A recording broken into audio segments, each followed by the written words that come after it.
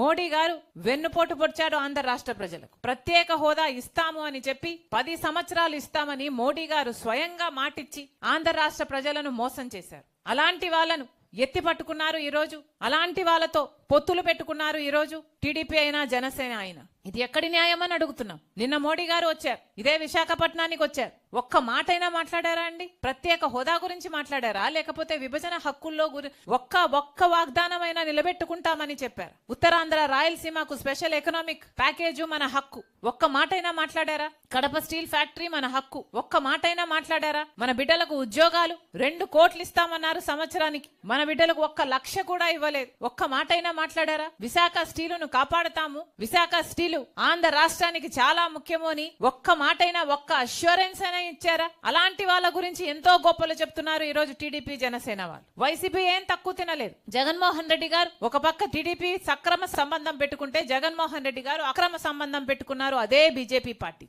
ఈ రోజు జగన్మోహన్ రెడ్డి గారిని ప్రశ్నిస్తున్నాం. మోడీ గారు మన రాష్ట్రానికి వచ్చారు, ఒక్క మాట ప్రత్యేక హోదా గురించి మాట్లాడలేదు, విశాఖ స్టీల్ గురించి ఒక్క మాట అష్యూరెన్స్ ఇచ్చి పోలేదు. మరి ఎందుకు ఊరుకున్నారు అని అడుగుతున్నాం. ఎంతమంది దళితులు మీకు ఓట్లేశారు? మీకు గొప్పగా చెప్పుకుంటున్నారు కదా మీకు పర్సెంటేజ్ వచ్చింది, ఎంత పర్సెంటేజ్ వచ్చింది అని. వాళ్ళలో దళితులు లేరా, ఎస్టీలు లేరా, బీసీలు లేరా? వాళ్ళు ఓట్లేస్తే కదా మీకు ఆ మాత్రమైనా వచ్చింది. మరి ఓట్లు వేపించుకొని కూడా రాజశేఖర రెడ్డి గారి వారసుడు అయ్యుండి కూడా అదే బీజేపీ పార్టీతో ఎందుకు అక్రమ సంబంధం పెట్టుకున్నారని అడుగుతున్నాం. ఈ రోజు వరకు కూడా అక్రమ సంబంధం కొనసాగుతూనే ఉంది కదా. రాజశేఖర రెడ్డి గారు ప్రతి సందర్భంలోనూ బీజేపీ పార్టీని వ్యతిరేకించిన వారు. ఎందుకంటే బీజేపీ పార్టీ ఒక మతతత్వ పార్టీ కాబట్టి. ఎందుకంటే బీజేపీ పార్టీ మతం పేరుతో, కులం పేరుతో చిచ్చు పెట్టాలి, ఆ మంటలో చలి కాచుకోవాలి. ఇదే బీజేపీ పార్టీకి తెలిసిన రాజకీయం కాబట్టి. బీజేపీ పార్టీ సిద్ధాంతం దేశ సంపదనంతా దోచిపెట్టి అదాని లాంటి వాళ్ళకి పంచిపెట్టారు. అందుకని రాజశేఖర రెడ్డి గారు వ్యతిరేకించారు. బీజేపీ అనుసరిస్తున్న వ్యవహారం ప్రభుత్వ